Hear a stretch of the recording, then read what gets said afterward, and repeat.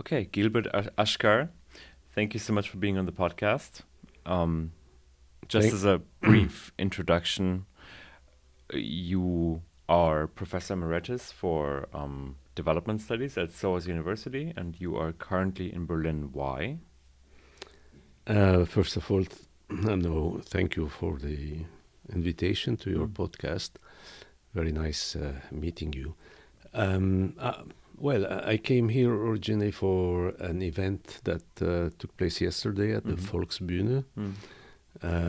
around the book Hijacking Memory, Mhm. the instrumentalisierung of the Holocaust, Right. which is based on a conference that took place here in Berlin again 4 years ago at Mhm. the HKW, and which made quite some stir at the time The already. Hijacking Memory Conference, right? Yeah, Mm. absolutely. But it brought together a quite large range of scholars and Mm. all that. That was quite interesting. But, as anything related to these topics in Germany, Mm. in Berlin, it caused quite some stir at the time. Mm. And this book launch was related to that, and also a way to draw a balance sheet of that event, the Mhm. conference, what happened since then, and what we can say today. How do the events that happened since then affect the kind of perspective that was displayed 4 years ago. Mhm. I want to talk to you about the question of instrumentalization of memory, culture, remembrance of the Holocaust specifically as we go along. But first of all, you published a book titled The Gaza Catastrophe. You translated, or there's an adapted translation with Brumer Verlag. Also, thank you, Brumer, for offering us to use their studios today. Called Der lange Weg nach Gaza. And in the book, you describe not only the scale of the killing in Gaza, not only the depth of what the Gaza genocide means for us, but you also describe the kind of collapse, and I'm paraphrasing here, of what you call liberal Atlanticism or the so-called rules-based order. And I'm just wondering if you could elaborate on that a little bit. Is that something that happened with Gaza, through Gaza, or is Gaza more a kind of emblem and symptom of something that started much earlier? No, Gaza is definitely the culmination of a long process. Mm-hmm. So this collapse of liberal Atlanticism and this total discredit of the so-called liberal international order, the so-called rules-based order, did not start with Gaza, but it culminated with Gaza in reaching a point of no return, in my view.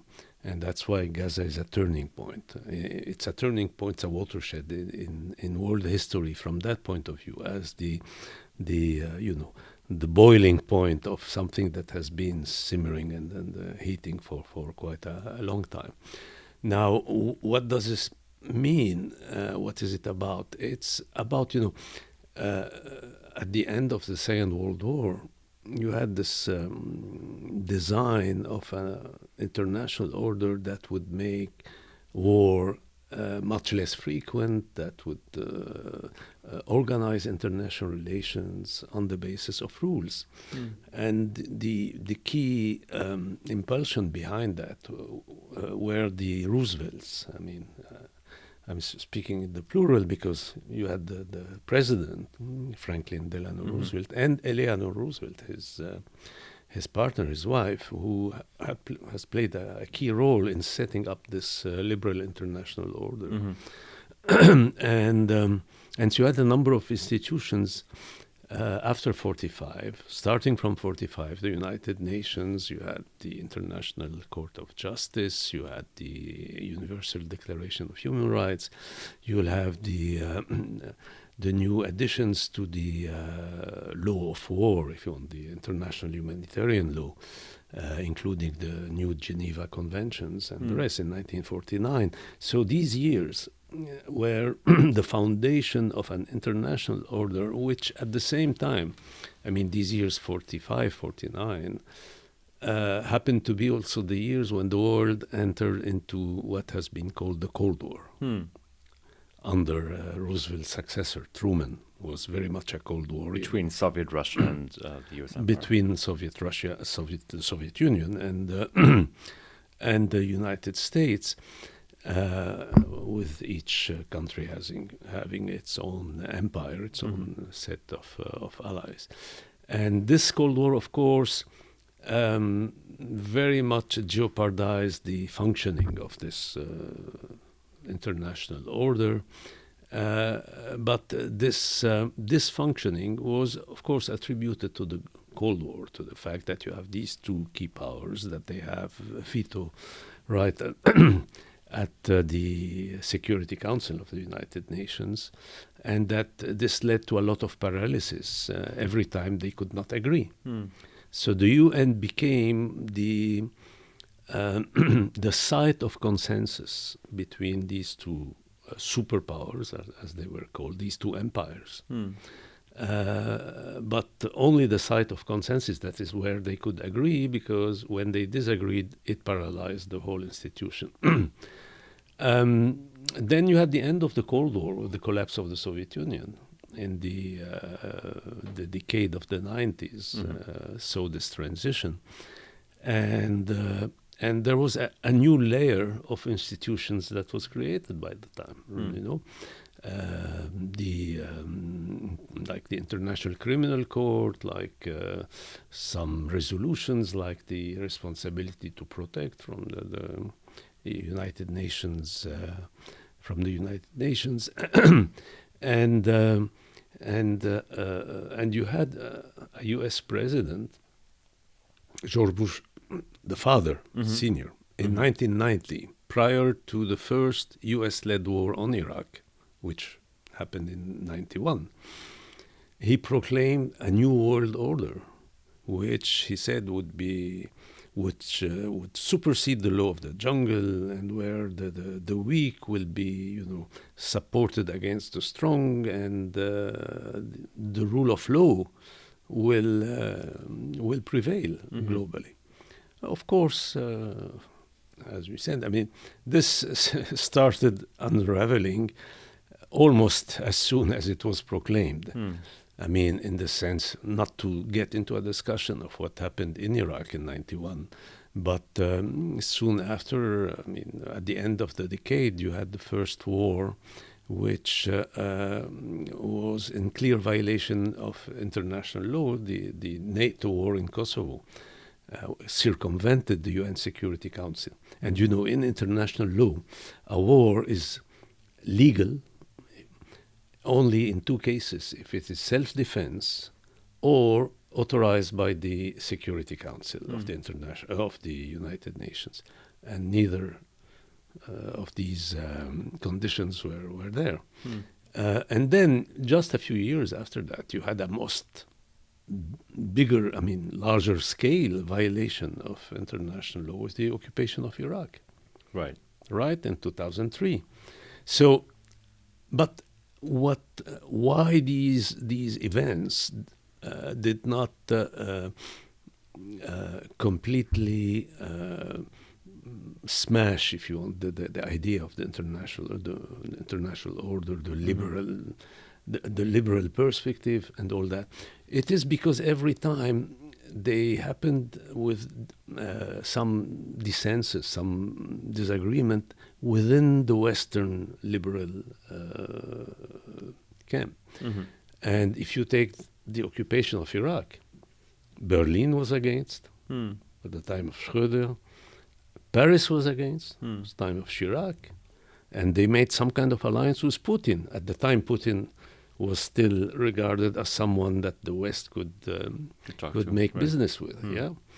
And then after Bush Jr., the second Bush who invaded Iraq, you had a president in the United States who had opposed the occupation, and that's Barack Obama, right? So this illusion of this international order and all that was still there. So you even when you had some blatant violations of it, they were not unanimous in the Western camp. And here comes the difference with Gaza. Especially that Gaza comes just, less than 2 years after another war where they were unanimous against Russia, the Russian invasion of Ukraine, right? In the name of international law. And they applauded the International Criminal Court indictment of Putin. They, as in Western states, Western powers, all Western right? governments, all Western governments. And then you had Gaza. And there, their unanimity was in the opposite direction.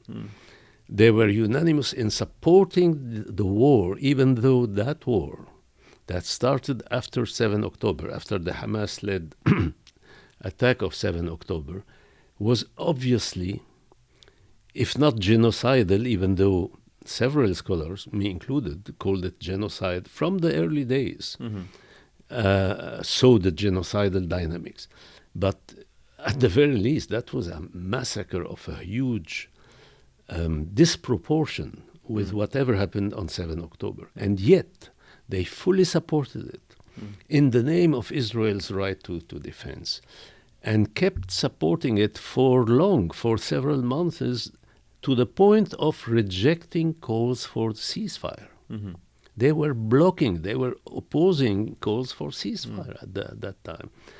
And of course, this attitude completely ended the discredit of the so-called rules-based international order, all the more that attempts by countries or individuals from the global south originating from the global south to use the international legal institutions, the International Criminal Court, the International Court of Justice, to condemn what was happening in Gaza, these attempts were met with utter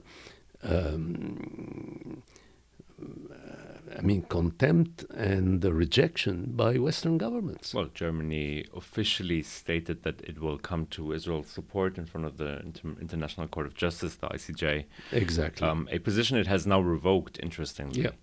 But I'm wondering, you laid out these precursors that led up in a way to the moment of Gaza. And if I understand you correctly, Gaza is kind of the epitome of a tendency we've long been able to observe.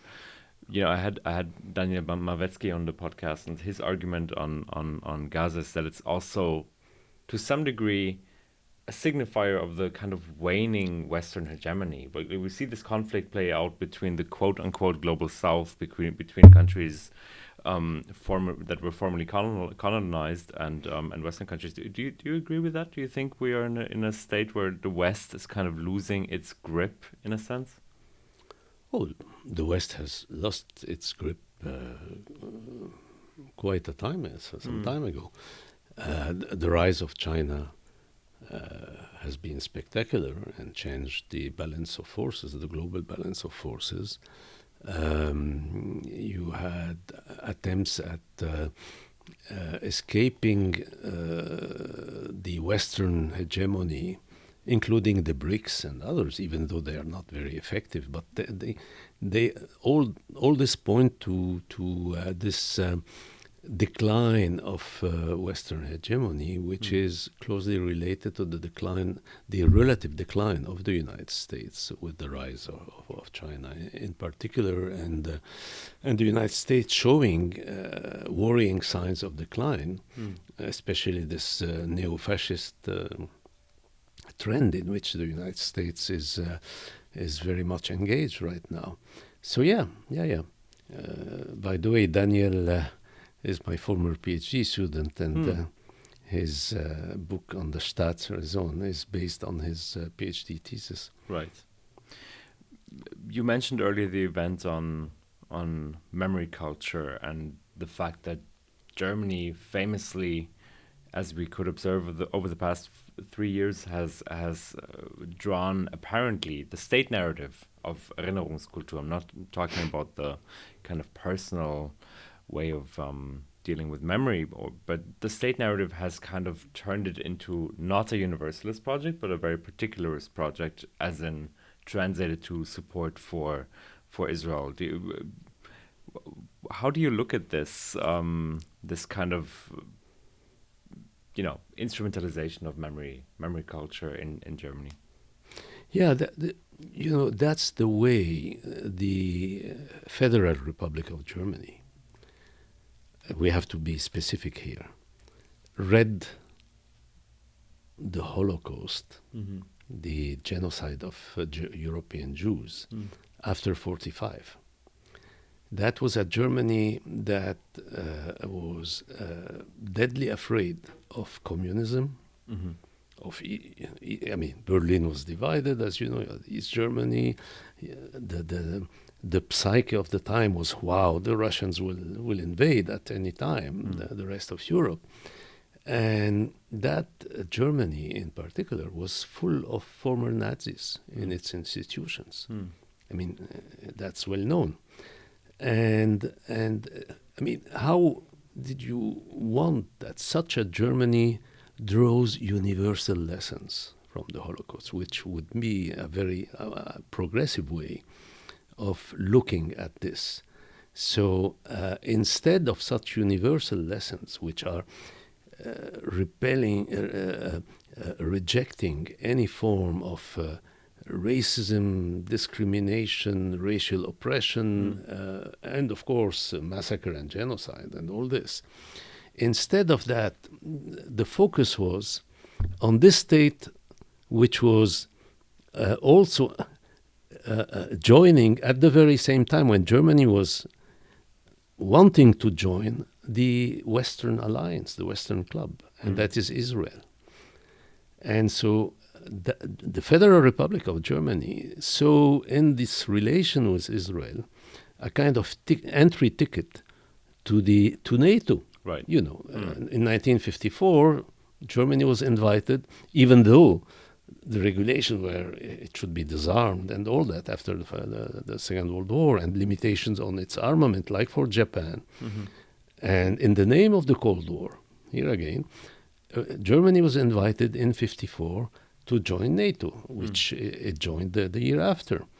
And so that's part of one thing. So from the start, you want this, the way of drawing the lessons of the Holocaust was very much related to the support of the State of Israel, identified with the survivors of the Holocaust, with the idea that the German state has a responsibility toward the Israeli state, not the survivors of the Holocaust. Reparations were not paid to individuals who had suffered this, who had survived this terrible thing. It was paid to the state. And in the 50s and 60s, Daniel's thesis and book are about that.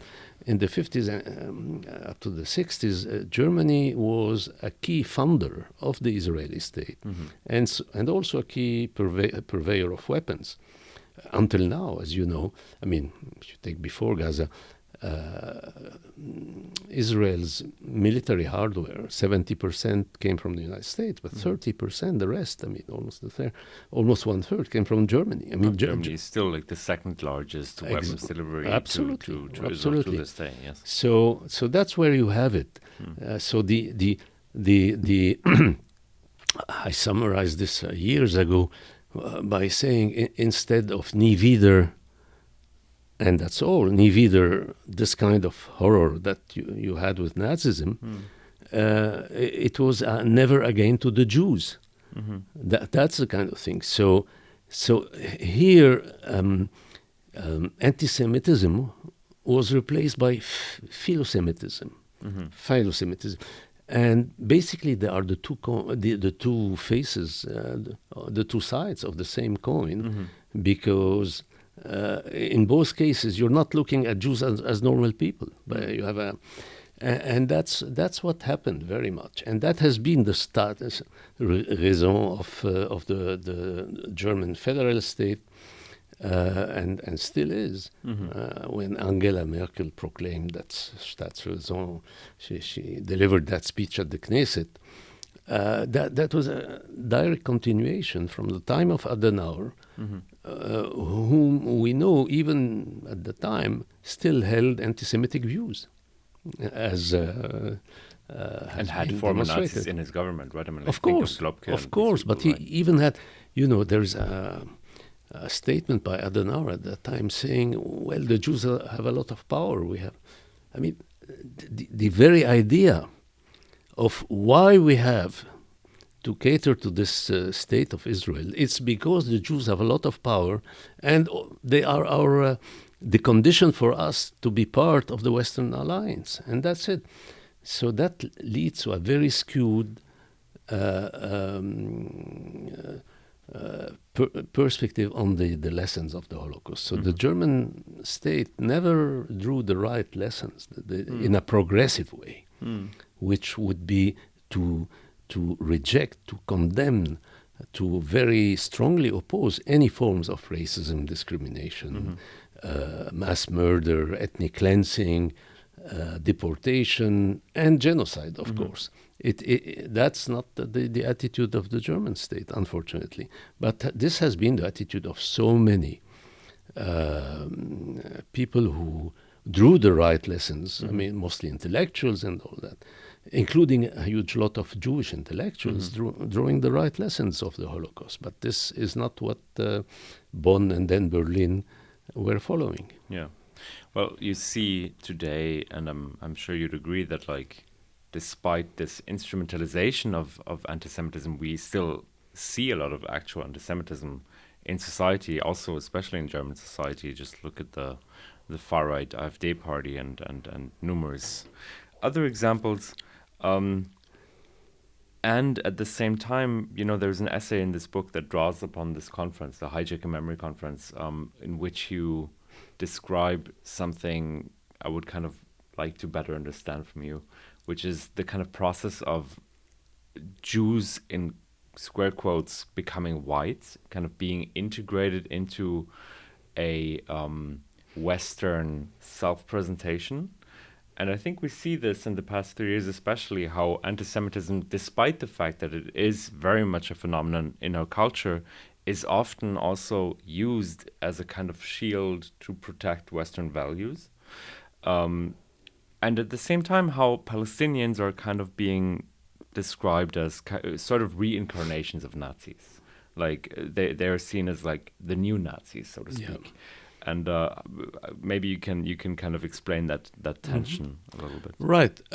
Well, if you do even a little research on the perception of the Jews before the Holocaust, before the genocide, you will see that they were regarded as non-white.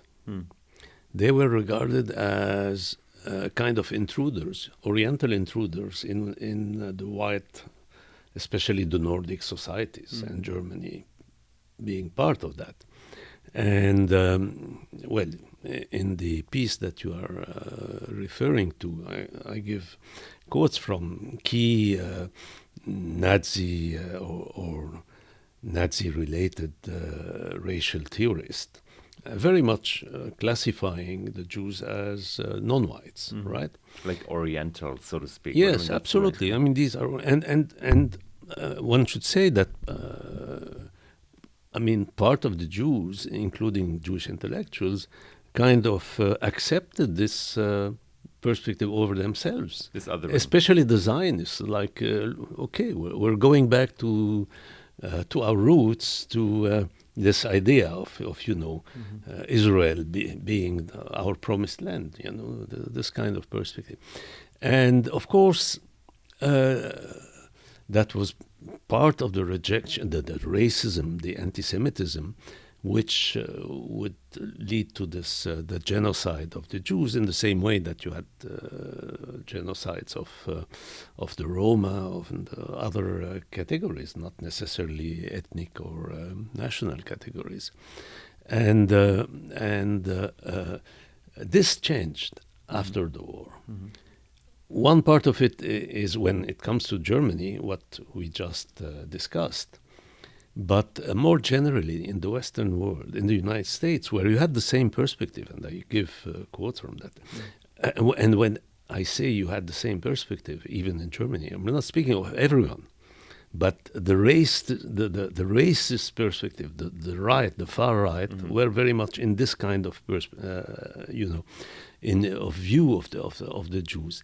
This changed after the Second World War, not only because of the Holocaust, because the Holocaust took quite some time to be really acknowledged by Western countries. If you take the book by Peter Novick, The Holocaust in American Memory, you can see that it wasn't something that came out right after the liberation of the camps. It took much longer time. It took even Hollywood intervening in this process. But the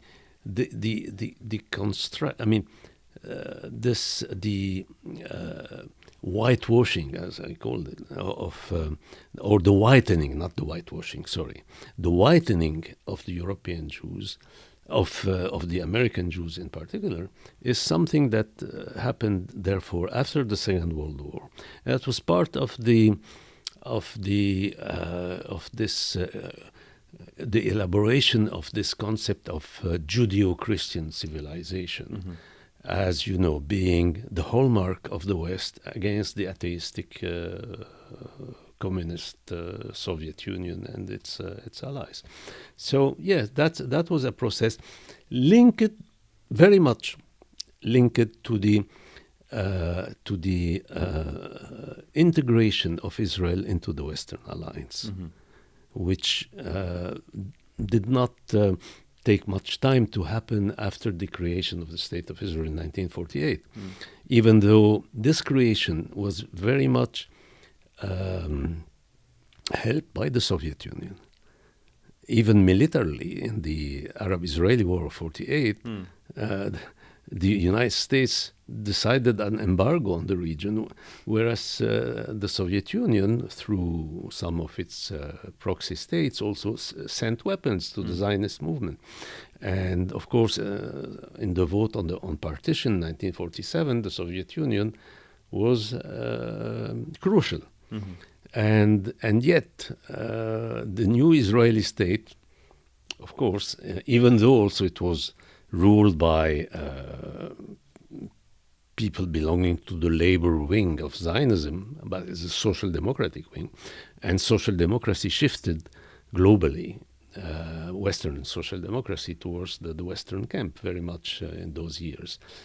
And so integration of the new Israeli state into this alliance will accelerate this process of whitening. And that's where you get today the far right very much sees the Israeli state, sees the Israeli Jews. I mean, it can be contradictory even, because part of the far right still regard Jews as, in some way, intruders or something, that you still have this anti-Semitism that you are mentioning. Yeah. But at the same, and actually, this is something I realized at a young age. In 1967. I was at school at the time, when you had this Arab-Israeli War of June 1967. And I had a French classmate. And we had some heated discussion about the war and all that. He was supporting Israel. And then he told me, but you have to understand why I support Israel. Because I don't want to work for a Jewish boss. So for me, it clarified very early on this complementarity between anti-Semitism and support to Zionism. So you have so many anti-Semites. And Theodor Herzl, in his Der Judenstaat, who's the founding manifesto of the modern Zionist movement, says it very clearly. Our best allies will be the anti-Semites, because we have complementarity. They want to get rid of the Jews, and we want we want them to come to our state, the state we're going to build. And so this is part of this mentality of the far right today. And of course, it's also partly, it has remnants in present-day Zionism. You know, Zionism, I think Shaul Magid did a lot of research on how Zionism kind of reinvented the strong figure of the manly of course. Jew, right, as an antithesis to kind of like to the anti-Semitic. But the key point imagery. is that the same people who can hate Jews in their own countries and believe in this anti-Semitic conspiracy theory of the Jews controlling, the banks, the media, blah blah blah. Those same people can be staunch supporters of the Israeli state, seen as a white, anti-Muslim, anti-Arab entity on the flank of the Middle East, right? And that's where you have it, and that's what the far right today is very much doing. In its outbidding everyone in support for the Israeli state, which is also facilitated by the fact that you have the most far-right government in the history of the Israeli state ruling Israel today. And actually, I mean, as I keep saying, the most far-right government of all elected governments on earth. You can't think of any elected government anywhere more to the right than this coalition of neo-fascist, represented by Netanyahu, the Likud, and all that. And people who were rightly called neo-Nazis, even in Haaretz, the Israeli newspaper, like Ben Gvir and Smotrich. They are neo-Nazis. They are even worse than neo-fascist, if you want, because they don't care about any semblance of abiding by democratic rules. They've repeatedly justified the quote-unquote ethnic cleansing and persecution of an entire people. Not justify, advocate. It's worse. They openly advocate ethnic cleansing. So we've spoken about this process of quote-unquote, as you've called it, whitening of Jews for a kind of Western and, in extension, far-right or right-wing shift in Western countries. And parallel to that, we have this kind of Nazification, one could say, of Palestinians, which in Germany I think is especially acute, especially in this strange subsection of the left that you're certainly familiar with, the kind of pro-Israeli left, the so-called Anti-Deutsche, which for our international audience, they will be easily able to read up on this, so I won't go into this too much. But we often see this figure of Amin al-Husseini, right? I mean, like the famous meeting with Hitler, and this is often taken as basically evidence for the fact that Palestinians are at core, or the Palestinian national movement is at its core prone to not only anti-Semitism of the European kind, but also Nazi ideology. And I think in the past few years we've seen these ideas really accelerated and maximized in so many different ways. I mean, basically, like the bombing of Gaza was justified with the bombing of Dresden. We've seen people in the UN refer to I mean, Israeli officials refer to Palestinians as Nazis on almost a daily basis. So where does that come from? How does that play out? Yeah, well, the Anti-Deutsch take to the extreme what we said about the way the federal Germany dealt with its past and with the Israeli state. They take it to the extreme in the sense of they try to redeem the guilt of the German people as they see it because of the Holocaust, the genocide and all that, into a kind of extreme Philosemitism.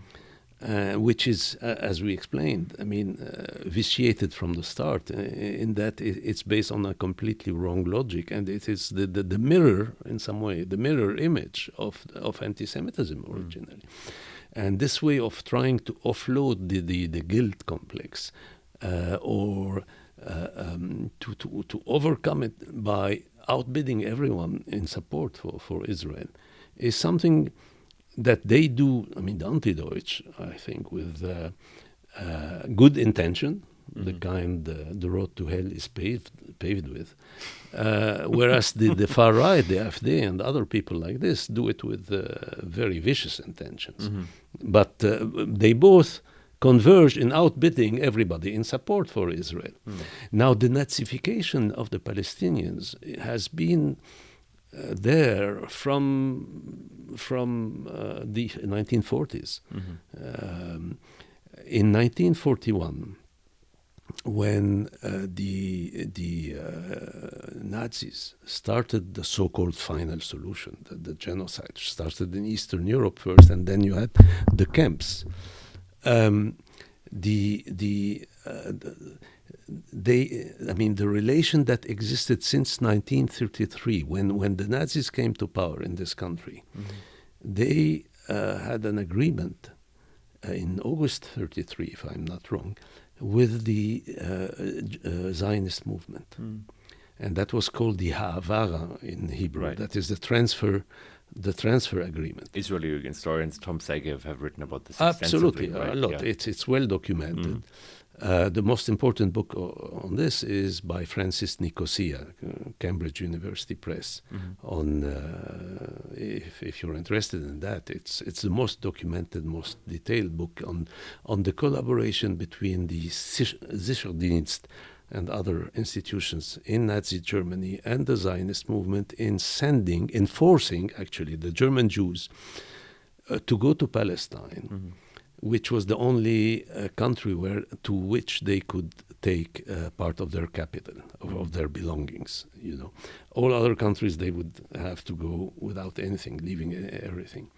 And why so? Because Hitler did not want the Jews to go to Britain or to the United States, where they would join the anti-Nazi lobbying, if you want. So he preferred them to go to Palestine. Hence this collaboration that existed, but that ended in 1941. And since then, the Zionist movement would seeing what was happening, would join the Allies' war against the Axis, the fascist, the Nazi Axis, and that happens to be also the time when the Mufti of Jerusalem, Amin al-Husseini, who had been nominated by the British colonial authorities, and more specifically by Herbert Samuel, who was a very pro-Zionist representative of Britain, because he knew and this guy, Amin Husseini was extremely young at the time. He did not have the qualifications for Grand Mufti, as he was called.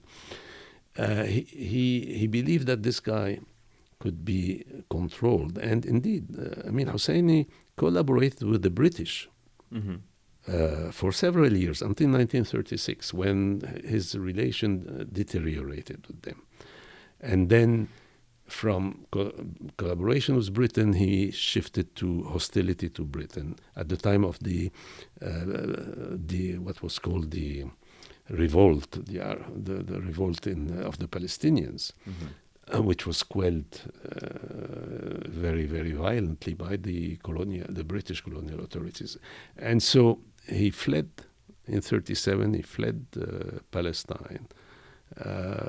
Went to Iraq, and then when in Iraq circumstances changed with the British intervening, in 1941 he went through Turkey he ended up in Berlin, and he will spend 1941-1945 between Berlin and Roma, collaborating with the two Axis key powers, and of course, he was used very much because he was very, very visible. The Zionist movement very much used his figure to Nazify all the Palestinians, even though the record very much shows that his impact during those years on Palestine was very limited. He did not succeed in in convincing any significant number of Palestinians to join the Nazi war effort, whereas 9,000 Palestinians fought with the British in British ranks in the war, not to mention 250,000. But could he claim representation for a significant part of the Palestinian population at the time? No, that's what I'm saying. I mean, he could claim a significant, yes, but definitely not the majority. And actually, there were many, even among his friends and allies, when he went to Berlin, who expressed their disagreement with that, saying, no, I mean, if you want to put it in a easy to understand way, what he was following is the dictum of the enemy of my enemy is my friend, right? But a lot of people were mature or smart enough to understand that this is no recipe for good politics, and mature enough to see that between Britain and Germany, you could do more and deal more with the British than with Nazi Germany, which had a very negative view of the Semites that included the Arabs, actually.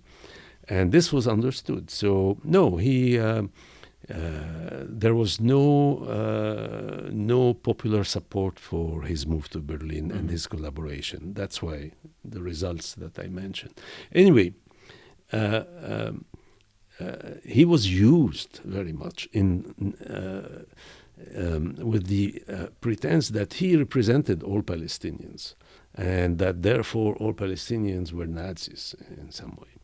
And the Zionist movement very much played on that after 1945, before the UN partition, the decision of partition of Palestine between a Jewish state and an Arab state. They very much used this figure of Husseini in their lobbying, and they will end up representing their clash with the Palestinians and the war and the Arab-Israeli War of 1948 as in some way the last battle of the Second World War, and you will have a whole of this Nazification of the Palestinians. For instance, if you take Benny Morris, the famous Israeli historian who started as a rather progressive post-Zionist historian, ended with a very rabid Zionist right-wing perspective. But even when he shifted, he explained, that was a scandalous interview in Haaretz in 2004, he explained, well, look, we did have ethnic cleansing in 1948, so he acknowledged that, whereas the state would reject the terminology. We did ethnic cleansing, but that was defensive because the alternative to that would have been genocide by those barbarians, these Palestinians, Muslims, and all that. Basically, they are a continuation of the Nazis. That's what is implied, and so between facing a continuation of the Nazi genocide and between resorting to ethnic cleansing, we did the second, of course, to save ourselves. So you're saying the kind of these arguments that were so prevalent in the last 3 years aren't at all new arguments. They've been kind of there from the get-go. If I understand you correctly, that's absolutely, they have been there, and the Nazification of the enemies of Israel has been permanent. If you go back since after 1948, after 1948, of course, you had the Mufti, but then Nasser, the Egyptian Arab nationalist leader, was very much Nazified. He was compared to Hitler, 100% by the Israel and the British at the time. You had 1956, he nationalized the Suez Canal, and you had the tripartite aggression of Israel, France, and Britain against Egypt. And that was the peak of the Nazification of Nasser. Then you had Arafat.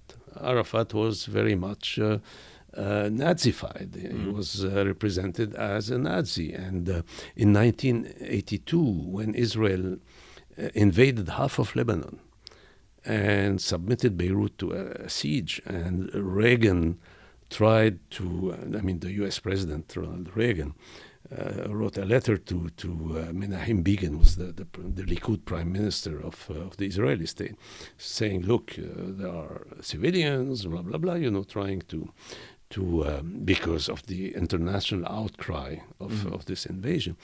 Begin says, well, Mr. President, I am facing Hitler in his bunker. Speaking of Arafat, So this Nazification has been there all the time, not to mention others. And actually, even in the Israeli domestic politics, this has been used. Ben-Gurion compared Begin, the head of the Likud, to Hitler. And that was also common.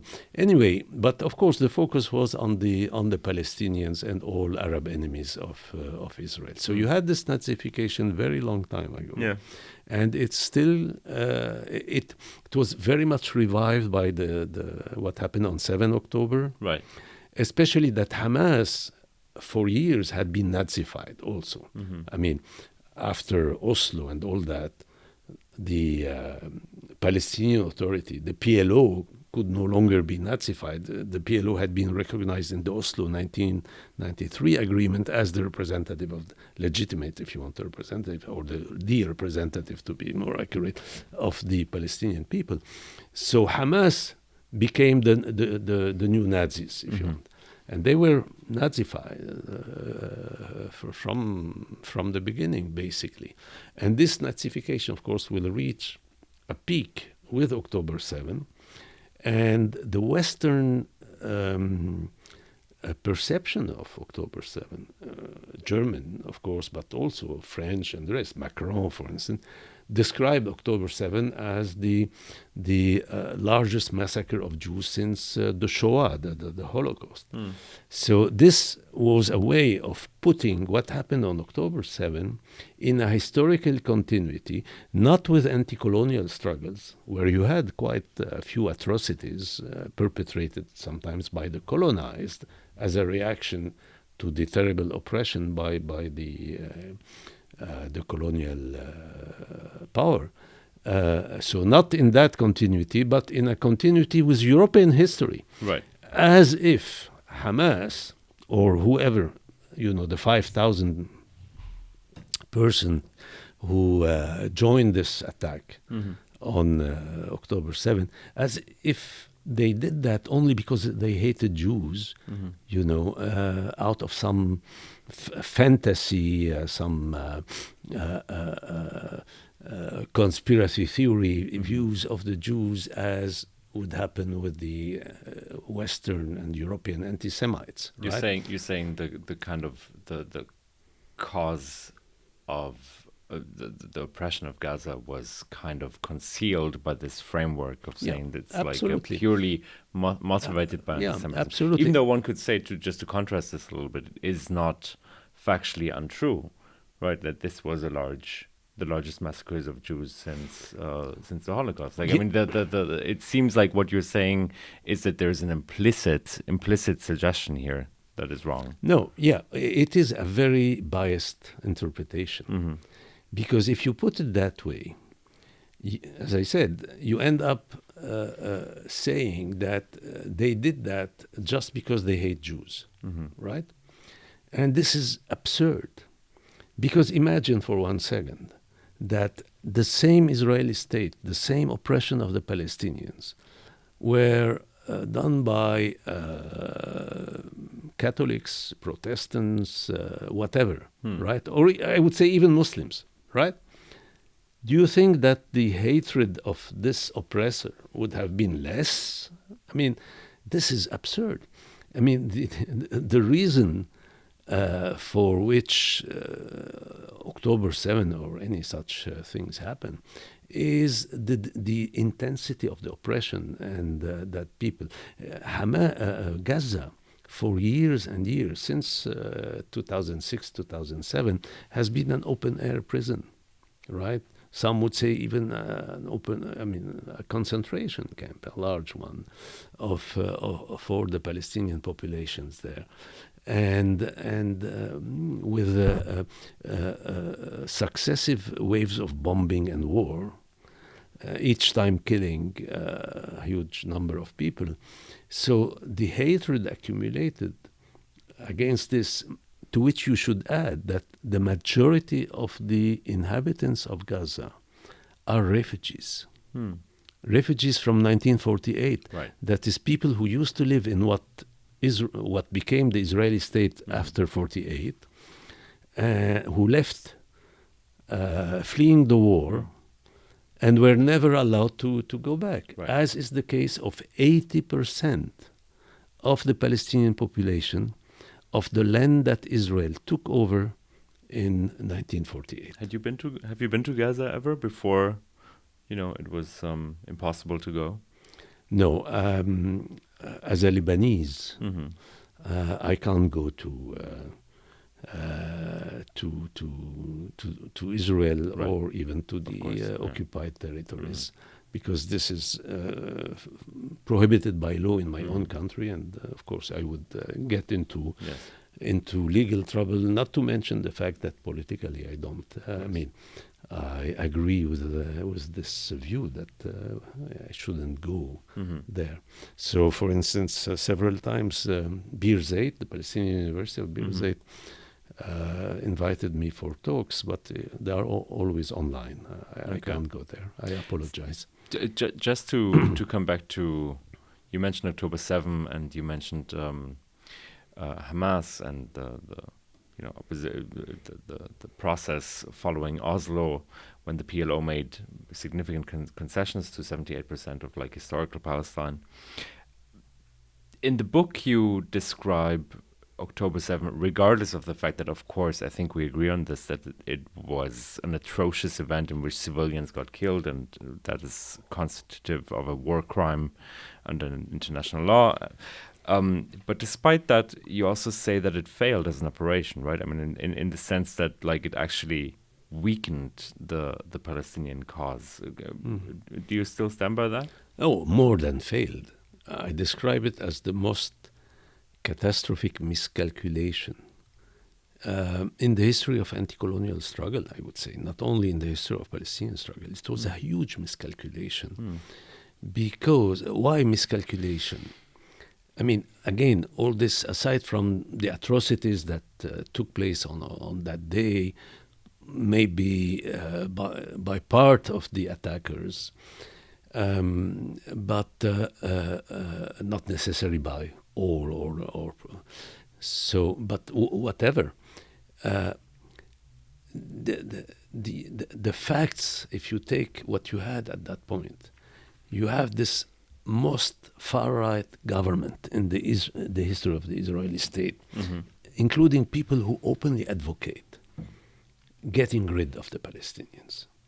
A government formed of members who all oppose the withdrawal of the Israeli state from Gaza in 2005. They were all against it.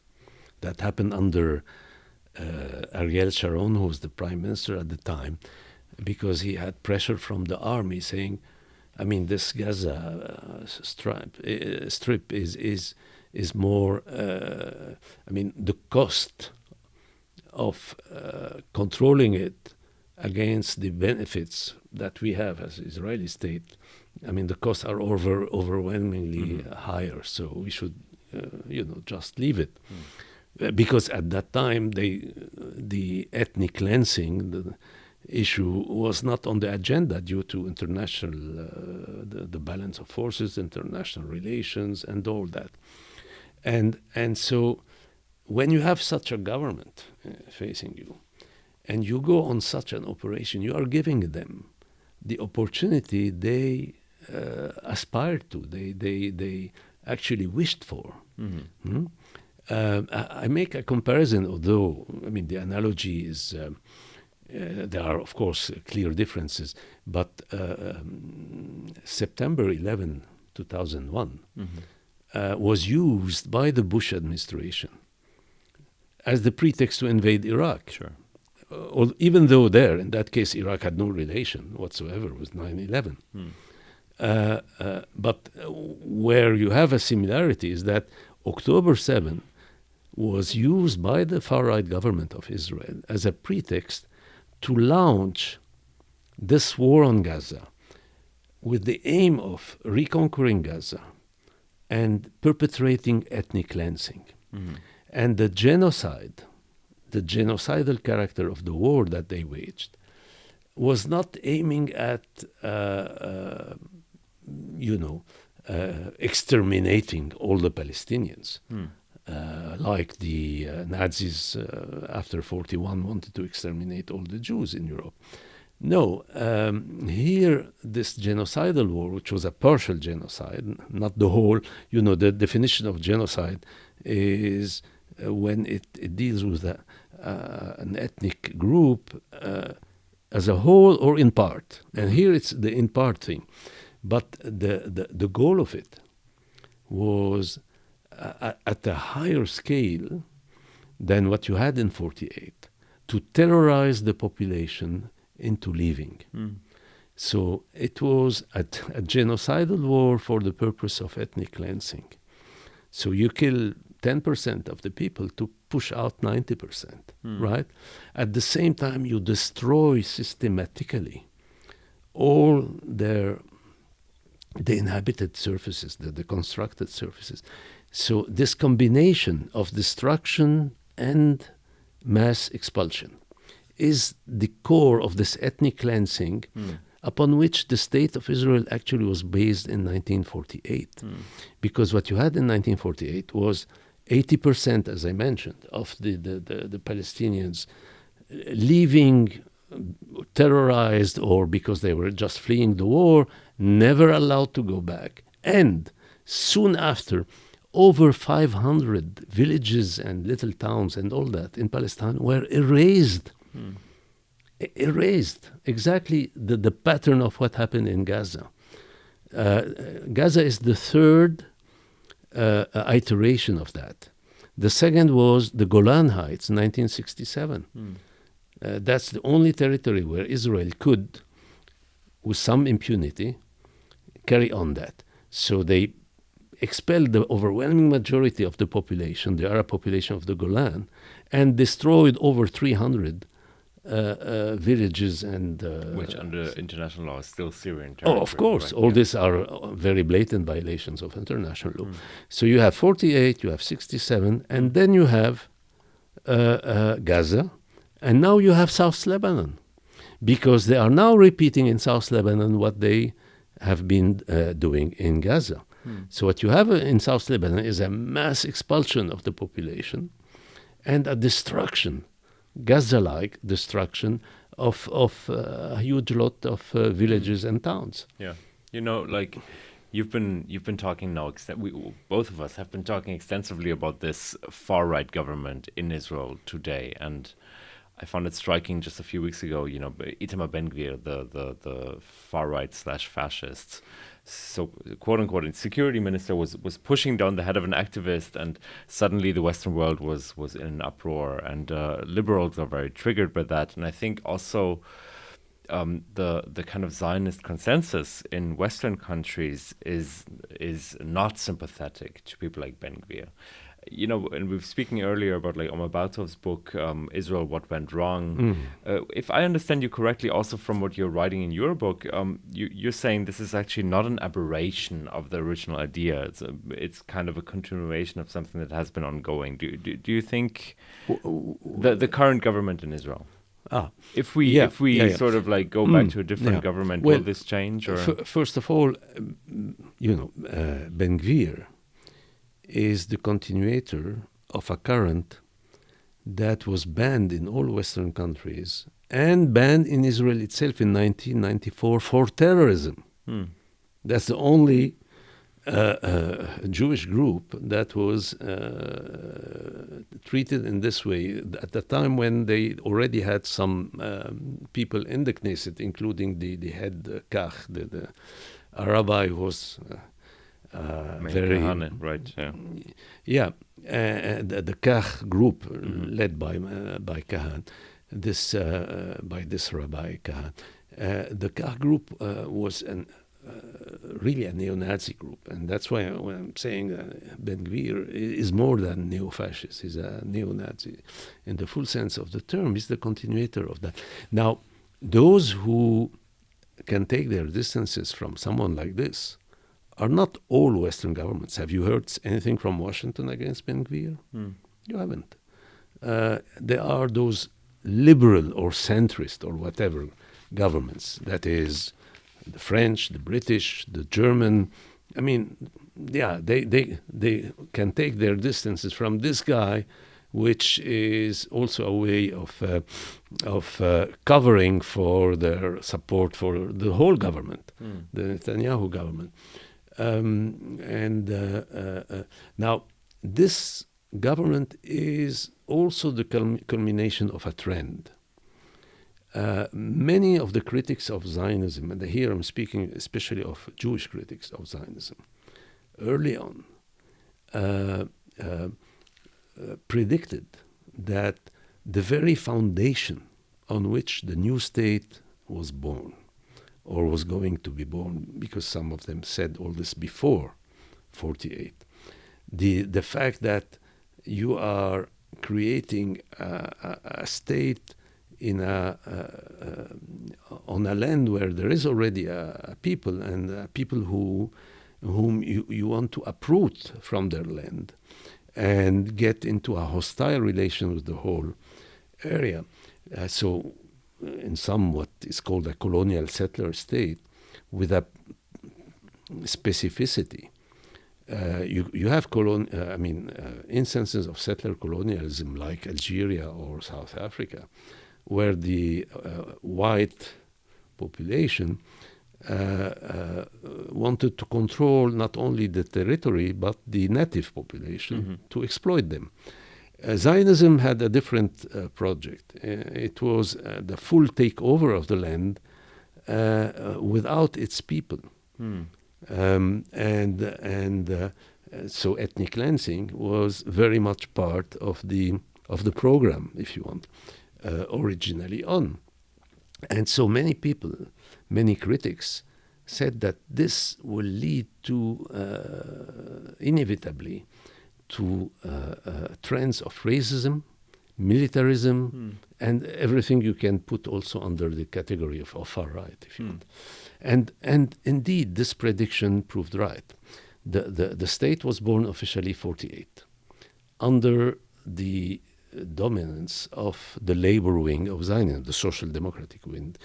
I mean, the SPD kind of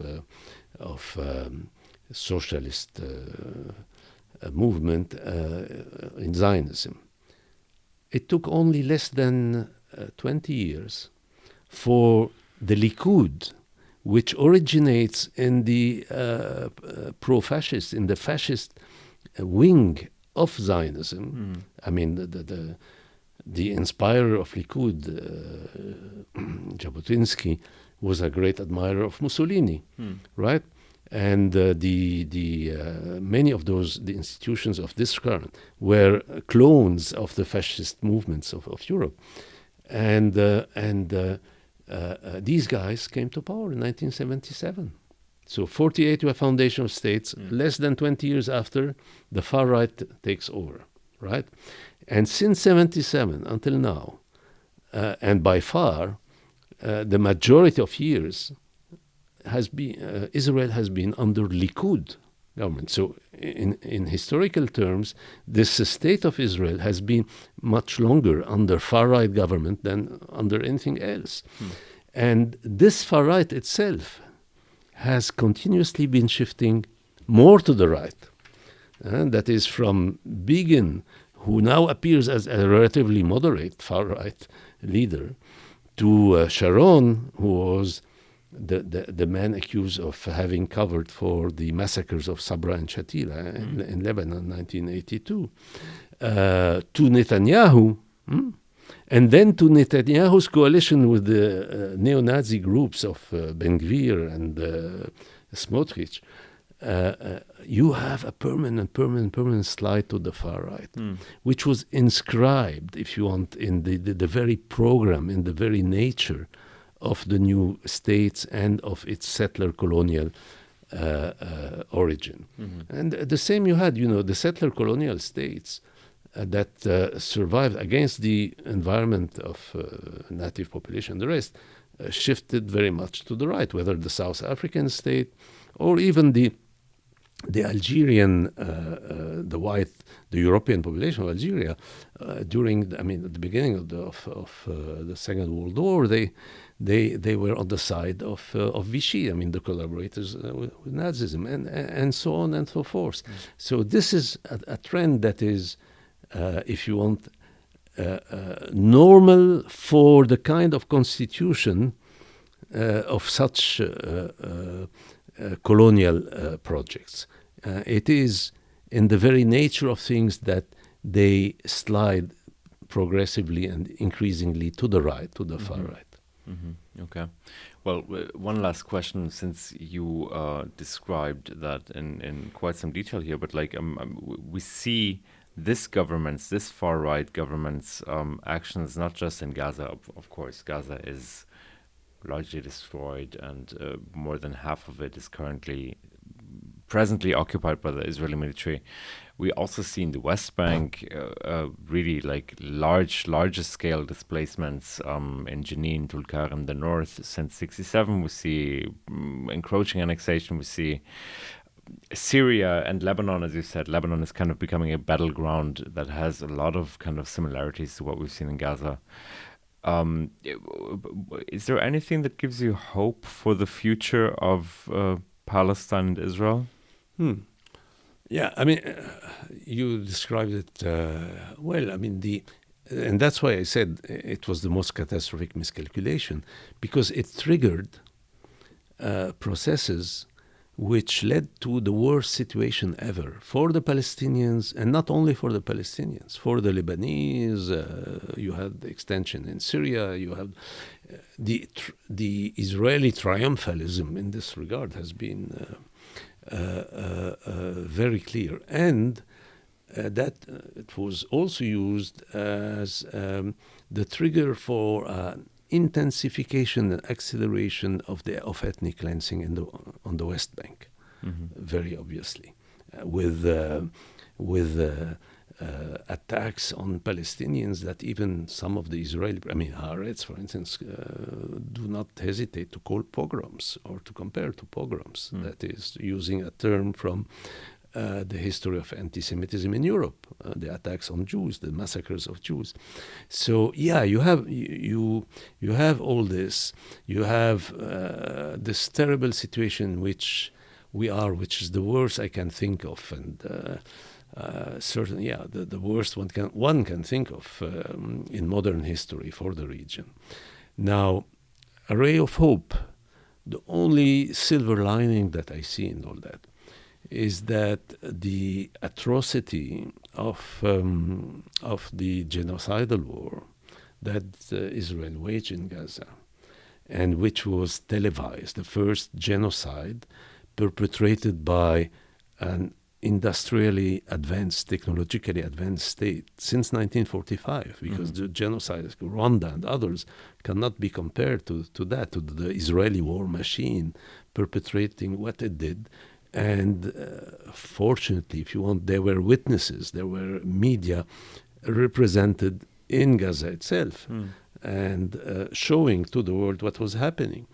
And so this this led to the largest solidarity movement since the Vietnam solidarity movement. The Palestine solidarity movement that developed in Western countries has been tremendous, and most importantly, this has developed in the United States,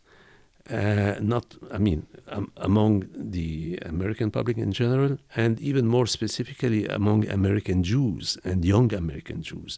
And that is very promising, the fact that this country, which has been the godfather or the big brother, if you want, of the Israeli state for at least since the mid-60s, this country is shifting. The public opinion in the United States is shifting, even with impact on among the Democrats, the Democratic Party, that is one of the two large parties in the United States. And a phenomenon like the mayoral victory of Zohran Mamdani in New York, which is the largest concentration of Jewish population you have outside Israel, is very striking. It's very so. This, I would say, is the most promising development that we've seen in those very few years since those horrors have been unfolding. Right. Well, what I like about your book is that you really managed to kind of connect the dots, which I think is very important in a time where we kind of lose sight with the overflow of like information, war, genocide, suffering, and so on and so forth, between the historical points and the present day points and how they inflect each other and influence each other and kind of connect. And I'm super happy we have your book in German now. You can get it at Brümer Verlag, and I very much encourage you to do so. And thank you so much, Gilbert. Thank you, Anu. Thank you very much. My pleasure.